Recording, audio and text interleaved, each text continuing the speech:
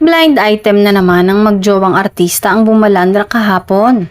Nang may isang source ang nagpakalat ng balitang malapit na daw ikasal ang dalawang to. Grabe talaga dahil pagkatapos ng medyo mahabang pananahimik tungkol sa relasyon nila, bigla na lang silang umamin na magjowa na nga sila. Masyado namang yatang late ang pag-amin nila dahil ayon sa mga nakakakita, ay magkarelasyon na sila at madalas nang nakikitang magkasama noon pa. Bago pa nila ibahagi na nasa dating stage na sila, ay may nakakakita na sa kanilang magka-holding hands at magkayakap. So, ibig sabihin, nung sinabi nilang nasa dating stage pa lang sila, ay sila na. At ngayong umamin na sila sa matagal ng tanong ng publiko na sila na, pakiramdam ng netizens ay engaged na nga sila.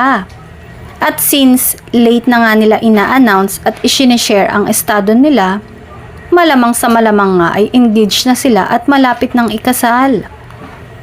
Lalo na't naispatan palang bumibili ng couple ring ang dalawang to. Siguradong engagement ring ito. Masyadong malihim ang magjowang ito at late mag-announce ng totoong kaganapan sa kanila. Wala namang masama kung manatili silang private dahil karapatan naman nila yon. At sure namang masaya sila sa mga desisyon nila.